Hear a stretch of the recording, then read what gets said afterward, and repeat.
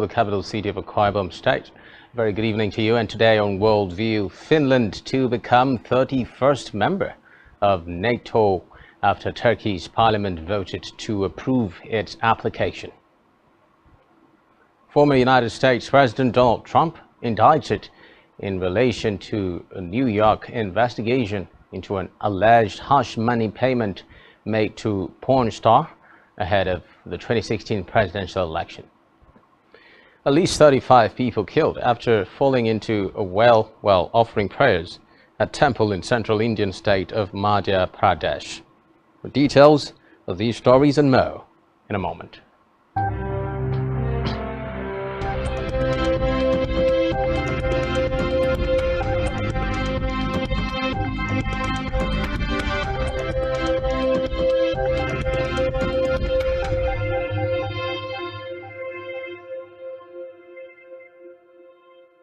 First on Worldview today, former United States President Donald Trump has been indicted in relation to a New York investigation into an alleged hush money payment made to a porn star ahead of the 2016 presidential election. After weeks of speculation, a New York grand jury voted to indict Trump, according to the Manhattan District Attorney's Office, making him the first former president to face criminal prosecution in U.S. history. The specific charges are not yet known, and the indictment will likely be announced in the coming days. The Office of Manhattan District Attorney Alvin Bragg issued a statement saying prosecutors are working with Trump's lawyers to arrange his surrender. It also affirmed that for now, the charges will remain under seal, as guidance will be provided when the arraignment court appearance date is selected. In a statement released through his 2024 presidential campaign, Trump called the indictment political persecution and election interference at the highest level in history. Away from that, more than 20 far-right Austrian members of parliament walked out of parliament during a speech by Ukrainian President Volodymyr Zelensky. The politicians from the Freedom Party FPO argued Zelensky's speech violated Austria's neutrality. They warned ahead of the speech they would hold some form of protests against the address. Austria has previously said it cannot help Ukraine's defense militarily, but does support Kiev politically. In a video address, Zelensky thanked Austria for its humanitarian assistance and help clearing landmines. He was speaking on the 400th day of Russian invasion. He also invited members of parliament to travel to Ukraine for themselves and see the destruction caused. The president of Austria's lower house of parliament, Wolfgang Sobotka, pledged more financial and humanitarian assistance to Ukraine and said the country deserved Austria's solidarity. But as Zelensky spoke, a group of politicians walked out and left placards on their desk with a party logo that read "Space for Neutrality" and "Space for Peace."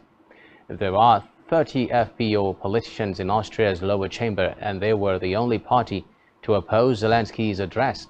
However, a number of members of parliament from the center-left Social Democrats were also missing from the chamber. Meanwhile, Belarusian President Alexander Lukashenko has said that Russian strategic nuclear weapons might be deployed in Belarus, along with part of Russia's tactical nuclear arsenal. Russian President Vladimir Putin announced last week that his country intended to deploy tactical, comparatively short-range and small-yield nuclear weapons in neighboring Belarus. The strategic nuclear weapons, such as missile-borne warheads that Lukashenko mentioned during his State of the Nation address, would pose an even greater threat if Moscow moved them through the territory of its ally. Now, both Lukashenko and Putin have alleged that Western powers want to ruin Russia and Belarus. Lukashenko added that he does not fear the possibility of new Western sanctions against Belarus, having earlier claimed Minsk was forced into the move because of unprecedented Western pressure and insisted the deployment did not violate international agreements. In the meantime, Finland will become the 31st member of NATO after Turkey's parliament voted to approve its application. Turkey had delayed Finland's bid to join the West's defensive alliance for months, complaining the Nordic nation was supporting terrorists. Sweden, which applied to join NATO at the same time last May, is still being blocked by Ankara over similar complaints. Any NATO expansion needs the support of all its members. Finland will now be formally admitted into NATO at its next summit taking place in July in Lithuania. NATO Secretary General Jens Stoltenberg spoke on Twitter of looking forward to raising Finland's flag at NATO headquarters in the coming days. In a statement following the Turkish vote, the Finnish government said joining the alliance would strengthen the country's security and improve stability and security in the region. Away from that, now, at least 35 people have been killed after falling into a well while offering prayers at a temple in the central Indian state of Madhya Pradesh. 14 others have been rescued and one person is still missing in the accident that took place in Indore city. Police said the victims were standing on a concrete slab over the well when it collapsed under their weight. Prime Minister Narendra Modi said he was extremely pained by the mishap. The incident took place on Thursday during a prayer ceremony organized by Adbalashar Mahadev Julelo Temple on the occasion of Hindu festival of Ram Navami. Away from that, now Pope Francis is expected to be discharged from hospital on Saturday. The Vatican disclosed this. His return to his Vatican residence at Santa Marta depended on the results of final tests carried out on Friday morning. The Pope was admitted to Gemelli Hospital in Rome on Wednesday with breathing difficulties. He was later diagnosed as having bronchitis, although the Vatican said he had responded well to antibiotics. According to a statement, the 86-year-old Pope dined on pizza alongside medical staff on Thursday evening and after breakfast on Friday morning read some newspapers and resumed work. After the break, Oscar Pistorius, the former Paralympian who murdered his girlfriend Riva Steenkamp, has been denied parole in South Africa. Do stay with us for details on this and more right after the break.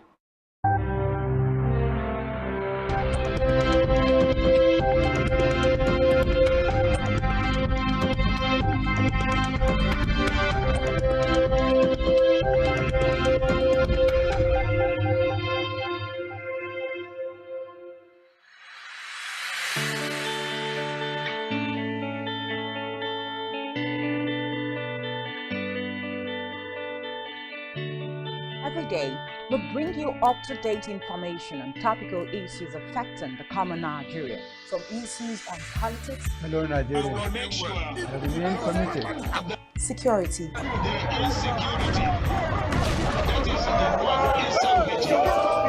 Education, health, Lifestyle, and so much more. Join Janice Kobum and Uyai Anyeken every weekday from 7 a.m. to 9 a.m. on Rise and Shine Daily, exclusive on Spectrum Television.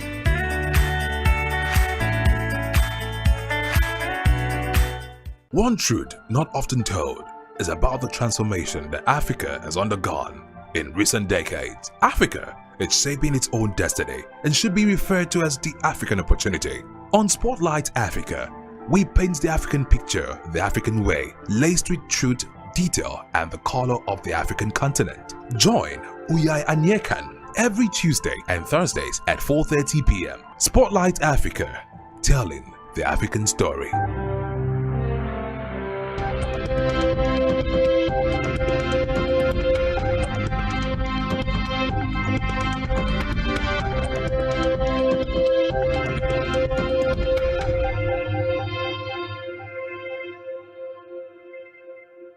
Many thanks for staying tuned. Now, a public inquiry into the worst mass shooting in Canada's history has found widespread failures in how the federal police force responded to the deadly 2020 attack, calling for reforms to policing, better public communication, and stricter gun regulations. In a 7-volume report released on Thursday, the Mass Casualty Commission said the Royal Canadian Mounted Police (RCMP) missed red flags in the years leading up to the fatal rampage in the eastern province of Nova Scotia.